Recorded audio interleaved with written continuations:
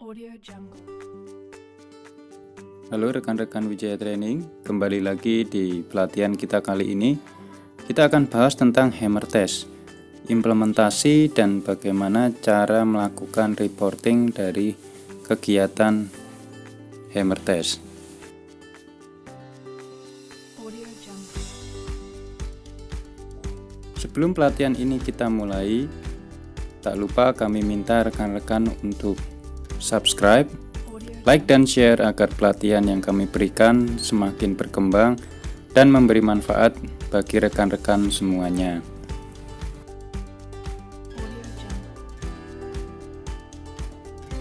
Referensi yang kita ambil untuk hammer test adalah dari ASTM C80502, kemudian AJI 2281R, dan Indonesian Standard SNI 03 4430 tahun 1997.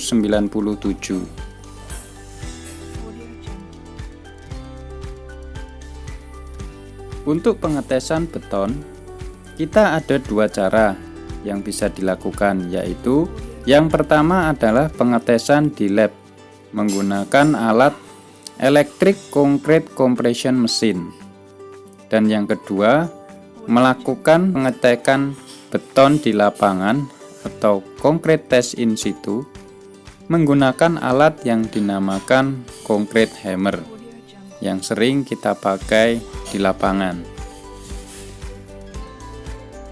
Pada bahasan kita kali ini, kita akan lebih fokus bagaimana cara pengetesan beton menggunakan concrete hammer. Beberapa keuntungan yang kita bisa dapat dari pengetesan dengan concrete hammer antara lain, yang pertama adalah lebih murah. Concrete hammer lebih murah dibandingkan pengetesan di laboratorium secara biaya.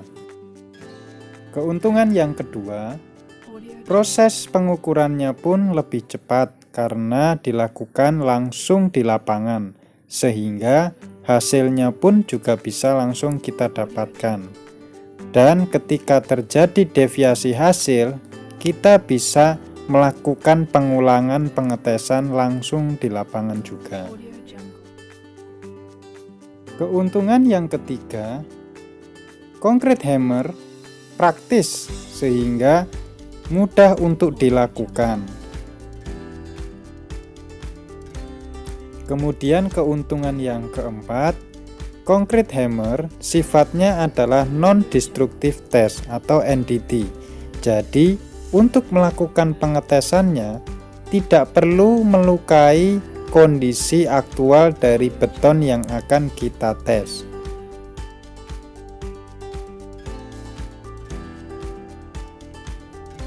Selanjutnya kita akan belajar tentang kekurangan atau kelemahan dari concrete hammer.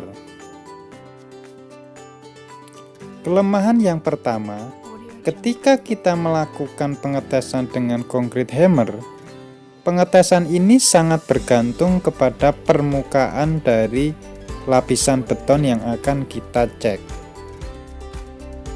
Beberapa kondisi dari beton yang mungkin akan mempengaruhi hasil pengetesan dengan concrete hammer antara lain terkait kerataan permukaan, kemudian kelengkapan dari beton, kemudian tipe atau jenis agregat yang digunakan,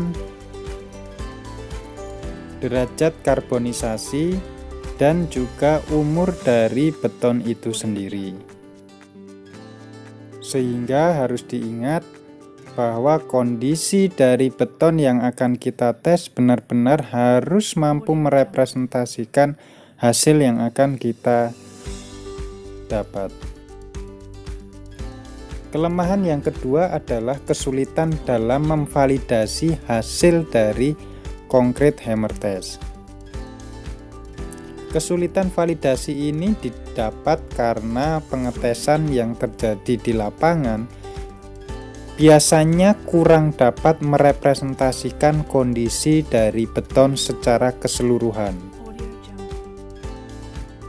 Kemudian kelemahan yang keempat adalah hasil concrete hammer test hanya mampu mewakili informasi terhadap karakteristik beton yang ada di permukaan.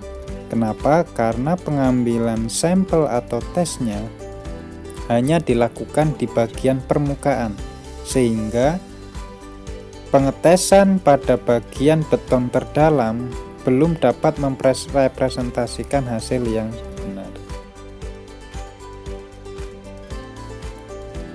Berikut ini adalah gambaran bagaimana concrete hammer test bekerja, mulai dari kondisi pertama, kondisinya belum rilis, kemudian ditekan pada beton dan kemudian kembali ke posisi semula.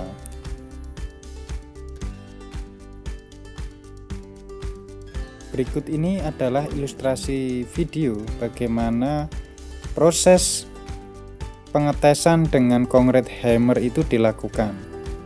Bagaimana alat ditekan pada bagian permukaan beton, kemudian terjadi pantulan dan akan kita baca nilai pantulan dari alat.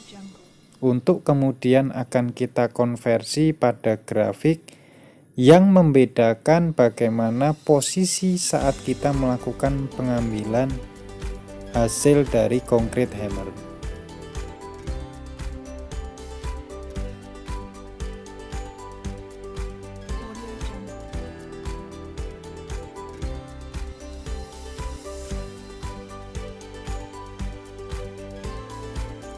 Secara garis besar, tahapan hammer test dibagi menjadi dua, yaitu tahap persiapan dan tahap yang kedua adalah pengetesan di lapangan.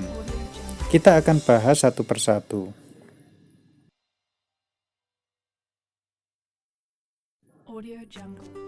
Di tahapan yang pertama, maka kita harus memastikan bahwa alat concrete hammer sudah dilakukan kalibrasi. Kalibrasi alat ini penting untuk memastikan bahwa alat yang kita gunakan mematuhi atau sesuai dengan standar. Biasanya dibuktikan dengan adanya dokumen kalibrasi.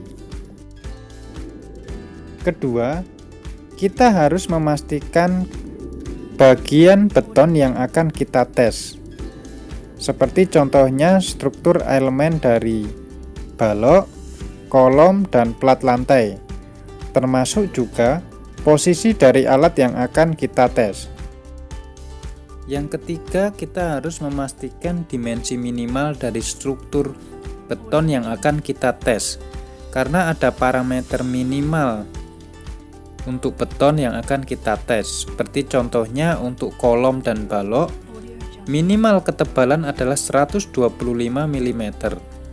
Untuk lantai atau dinding, maka ketebalan beton minimal adalah 100 mm. Keempat, kondisi permukaan beton yang akan kita tes harus rata. Jika belum rata, maka kita bisa menggosok dengan menggunakan batu yang ada dan disiapkan oleh alat.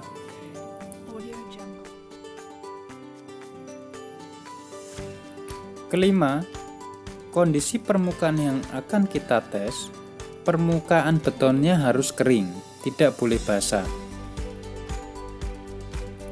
Nomor 6, kondisi beton yang akan kita tes harus bersih, tidak ada plesteran atau acian yang tertinggal pada permukaan beton, sehingga pengetesan concrete hammer bisa langsung ke permukaan betonnya.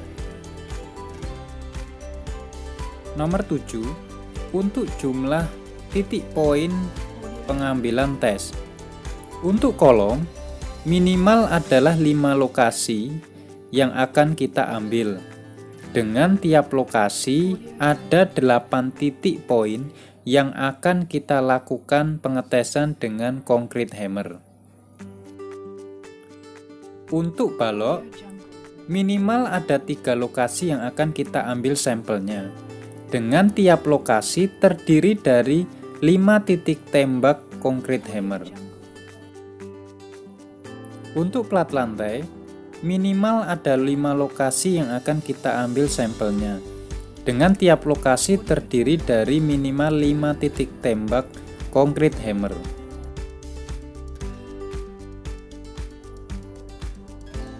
Syarat yang selanjutnya, selimut beton minimal adalah 20 mm. Untuk jarak pembacaan atau titik tembak satu sama lain, jarak minimalnya adalah 25 mm. Dengan lokasi area titik tembak adalah 100 x 100 mm persegi. Setelah tahap persiapan, maka kita akan melakukan pengetesan langsung di lapangan. Beberapa hal yang harus kita perhatikan antara lain bagaimana cara kita melakukan pengetesan. Kita harus perhatikan posisi saat kita mengambil pengetesan, karena posisi pengetesan mempengaruhi hasil bacaan di grafik.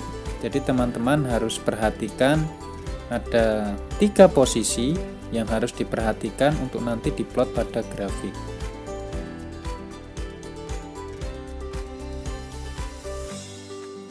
Setelah tahap persiapan dan pengetesan dilakukan di lapangan, selanjutnya kita akan melakukan pencatatan hasil dari pengetesan di lapangan. Berikut ini adalah tabel yang bisa digunakan. Yang harus diperhatikan adalah posisi dari sudut pengambilan, kemudian angka kalibrasi, data hasil penembakan di lapangan, kemudian akan kita plot terkait dengan di mana lokasi dan hasil. Untuk nanti kita lihat nilai faktor koreksinya.